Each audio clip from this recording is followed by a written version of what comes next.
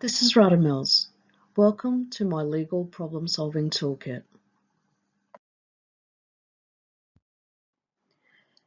There are 6 major steps to be considered when putting together a strong case for your client. The steps combined make up a process that can be followed, which becomes a legal problem-solving toolkit. These steps are gathering and identifying the relevant facts associated with your case, figuring out which strategies to implement to identify the legal issue you have been presented with.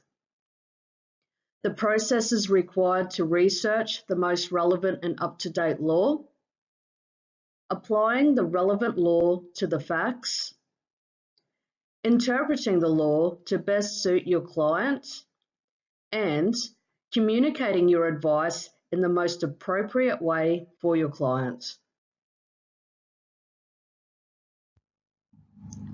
Gathering and identifying the relevant facts.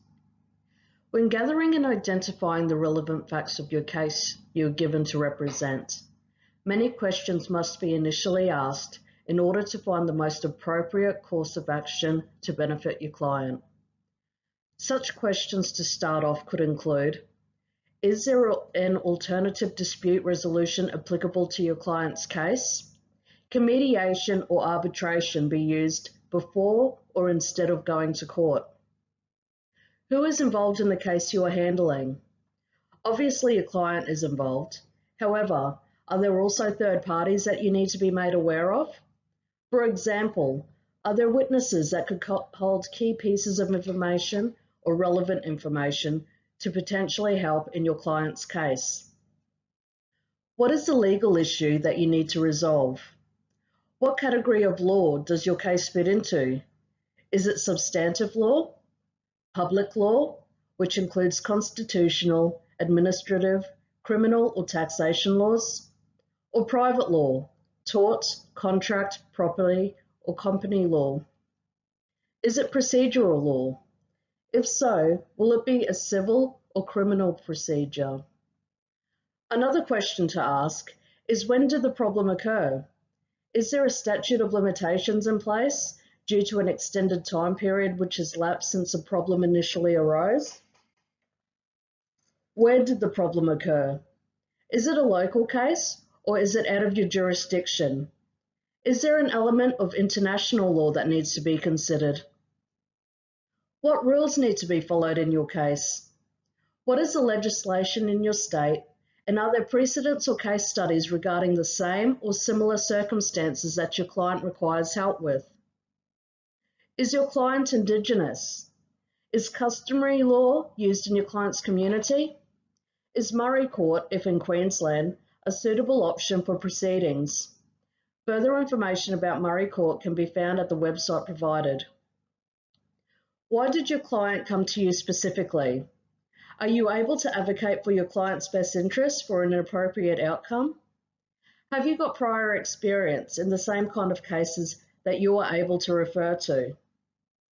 How are you going to put together all of the relevant information you've gathered to serve your client to the best of your ability? Do you have access to reliable, up-to-date resources or a strong support team who can help you with research?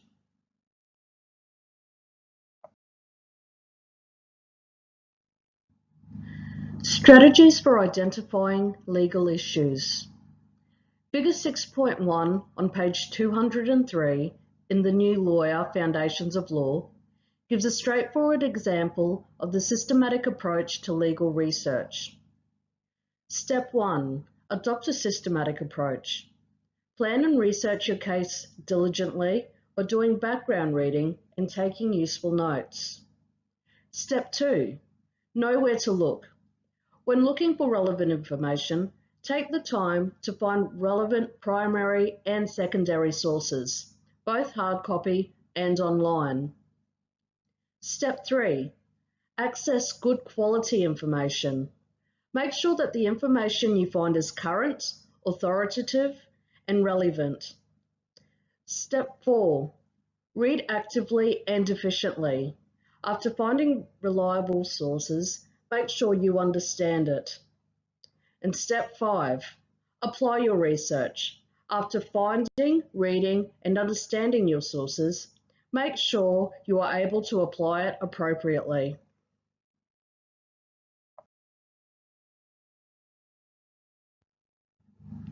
Processes for researching the most relevant and up-to-date law. There is a vast array of research tools available online. Some examples that are referred to in the New Lawyer Foundations of Law on page 207 are CCH, Lexis Advanced Pacific, and Westlaw, which are databases that can be utilised to assist in your research. The Supreme Court Library, Australasian Legal Information Institute, and Queensland Court websites are also reliable databases to start researching for your upcoming case. Many legal databases are available through subscription only, so you may have to try a few different ones if you don't have access to a subscription. When researching, it is important to use main keywords that are relevant to your case, as well as up-to-date references in order to limit the amount of literature and sources you have to read through. Narrow and refine your searches until you have a manageable number of relevant references that will help in your case. Another reliable source of information is up-to-date textbooks relevant to the case that you are researching and laws that are applicable to the case. A quick scan of the contents page in any textbook will allow you to quickly decide whether or not the book is going to be helpful in researching your case.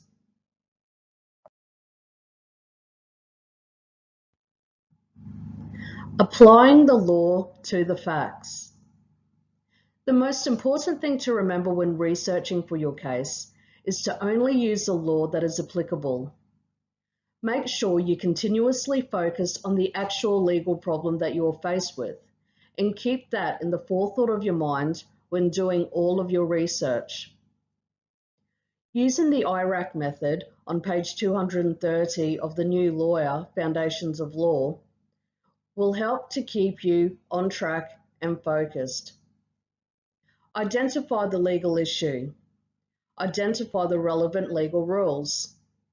Apply the legal rules to the facts and state the conclusion. Using the material facts that you have been given by your client, only apply the laws that are applicable to your case.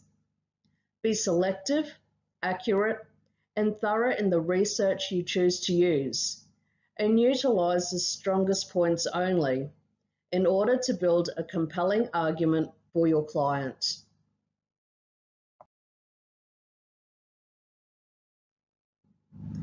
Interpreting the law. In the New Lawyer Foundations of Law on page 250, Figure 7.2 shows the rules and presumptions of statutory interpretation. There are 5 main aspects in the statutory interpretation of law. The literal approach presumes that the words used are taken and understood in the normal everyday meaning, unless the interpretation used makes the legislation sound ludicrous. This approach is favoured by lawyers when they are looking for loopholes in legislation to help their clients. The literal approach is not always successful because in the English language, one word or phrase can have many different meanings. The contextual approach relies on deciphering the words and phrases used, then building the interpretation from the context in which the text was written. The literal and contextual approaches were designed by judges and can be found regularly in common law. The purposive approach is also regularly referred to as modern approach and was created by the legislature on page 257. The interpretation in this scenario proposes that the court refers to the apparent purpose that the Parliament intended when passing the statute. Common law presumptions has a list of 15 steps that can be found on pages 263 and 264 in the New Lawyer Foundations of Law. Statutory rules refer to the interpretation of legislation, in particular referring to the various relevant interpretation acts of the Commonwealth, states and territories, which have been put into place to attempt to minimise the effect of literal interpretation. A combination of all or some of these steps will assist in your goal of interpreting the law to the best of your ability to represent your clients.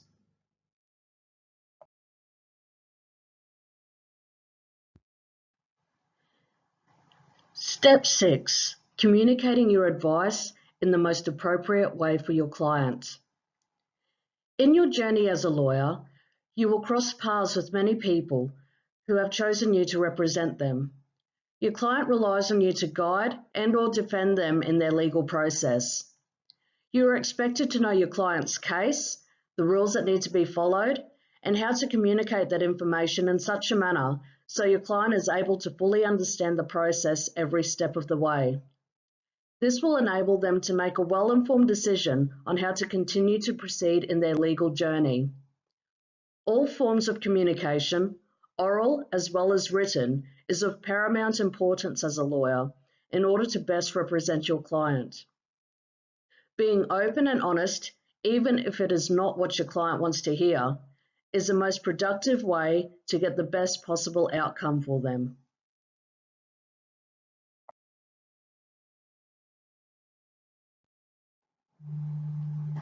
There are 5 main objectives of legal communication, which can be found in Figure 9.1 on page 329 of the New Lawyer Foundations of Law. In order to best represent your client, you must be able to do the following things.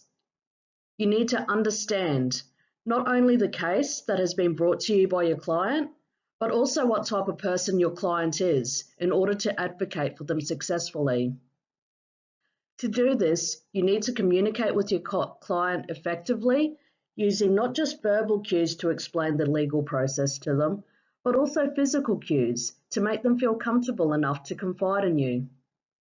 Using simple techniques such as maintaining eye contact if culturally appropriate, having an open and relaxed posture, and treating them with respect will make your job representing them easier. After the initial step of understanding your client, you need to use the information gathered from them to explain and advise the upcoming legal proceedings clearly in order for them to understand what is happening at every step. You must maintain open communication in all areas, not only telling them what they want to know, but also what they need to know. Referring them to relevant sources of information is also recommended, so they feel more empowered through extra knowledge when they have studied. In order to negotiate the best possible outcome for your client, it is your job to find a way to compromise fairly on your client's behalf. In many cases, however, this is done in terms of the adversarial approach, which is combative and not constructive. It is preferable to use an interest-based approach, which is described further on page 332 in the New Lawyer Foundations of Law. As a lawyer, one of your main priorities is to advocate for your client's best interests. In order to do this effectively, you must be well prepared by knowing all the facts of the case as well as any relevant legislation that can be referred to. The final step of effective communication is being able to persuade. This approach works in with negotiation and advocacy on behalf of your client as well as towards your client if they are being unreasonable or refuse to compromise. These steps, understanding, explaining and advising, negotiating, advocating, and explaining, will enable you to build a solid professional relationship with your client, and these communication skills will be beneficial in any upcoming cases.